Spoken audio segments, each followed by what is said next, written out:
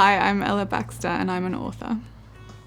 Yes, New Animal is about a young woman who has an innate understanding of grief but is unable to cope with her own experience of it. And so at its core, it's about everything that she does in order to escape the feelings that she is experiencing. So the protagonist, Amelia, has an interesting relationship with both sex and death, and the book kind of oscillates between her experience in both of those things.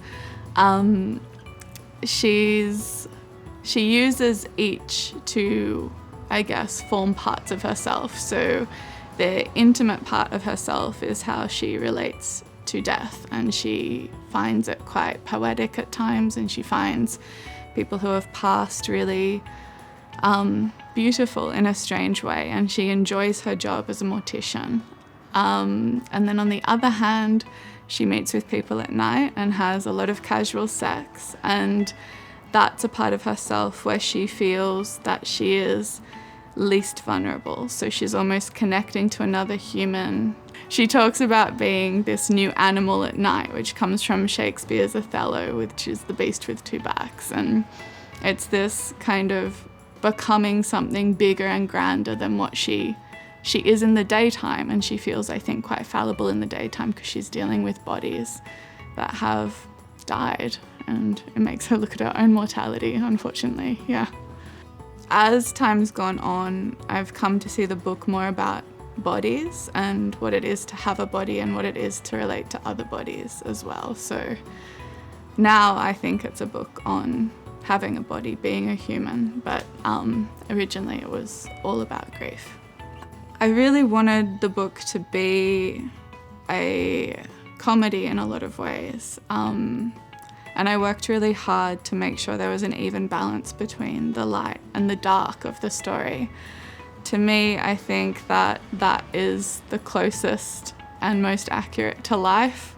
I don't think that anything is entirely dark or entirely light. And so it was important to bring aspects of both, but the humour, I felt, would provide stamina for the reader to get through it as well. And so I've tried to really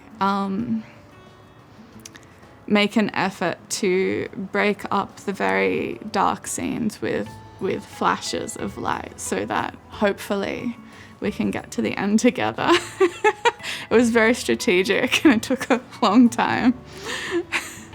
It is my first book.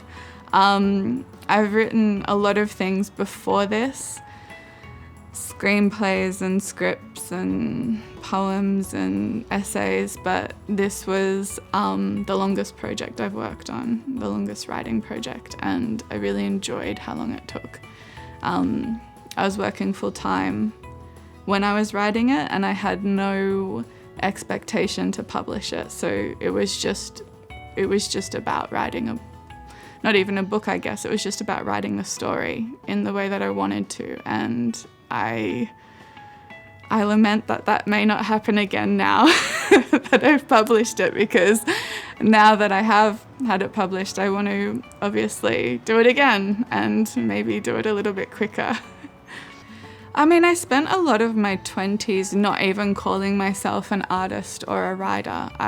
It felt too uncomfortable to say that because I was surrounded by artists and writers who had trained in both of those mediums and were very successful. So, I just kept it all quiet to myself. And then it came in my late 20s, there was a point where it was actually too uncomfortable to deny that I was those things. And so I just started submitting all the work I'd been working on secretly, in a way, to things, and calling myself an artist and a writer, which still feels incredibly uncomfortable. I'm not sure if it's internalized sexism or not, but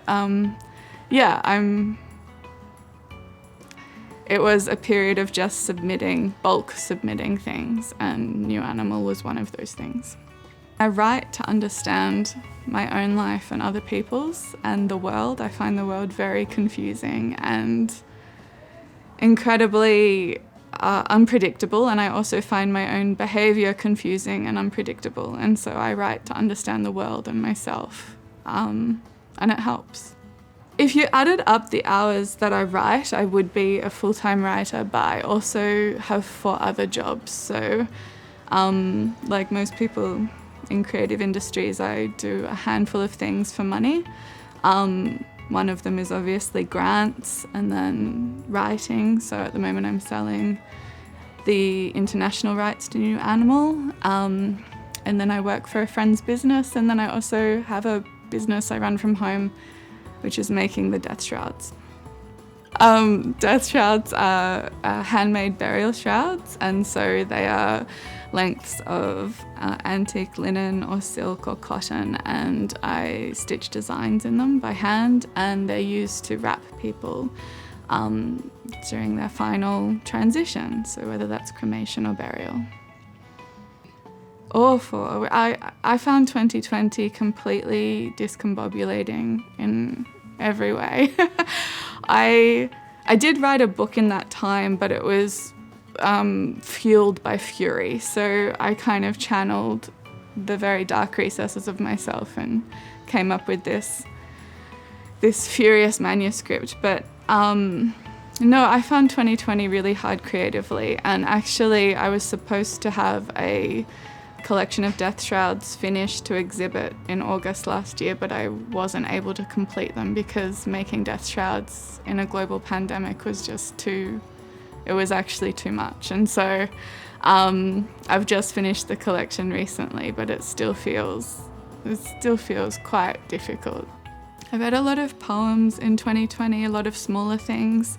I also went on a kind of deep dive on internet forums. I found that I wanted to listen to people rather than writers, and that was a really interesting, I guess, deep dive. I went on Reddit a lot actually and went through all the subreddits, and I don't know, I just wanted to kind of be away from this really esoteric, educated, like lofty thing. I just wanted to be more in the humanness of the world at that time. But now I'm reading books again.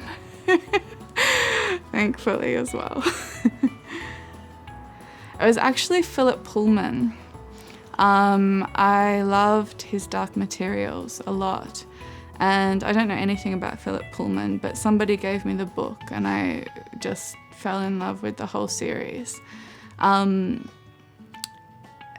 think early authors also, I went through a very big feminist phase of Naomi Wolf and Germaine Greer, and now of course there's a whole lot of other feminist writers that I'm also getting to. But yeah, I think early on I was really interested in fantasy and feminism. So I've finished Woo Woo. I'm actually on a residency at the moment to get it to the stage where I can hand it over to my agent. And Woo Woo is my next manuscript, I guess, that is based on a journal I kept when I was being stalked. So it's on basically a woman, it's kind of autofiction, a little bit of everything, but it's about a woman who becomes obsessed with her stalker, and it's kind of deals with that Foucault notion of who is the hunted and the hunter. And so, I call it my feminist manifesto, but maybe there'll be others. Oh, thank you for having me.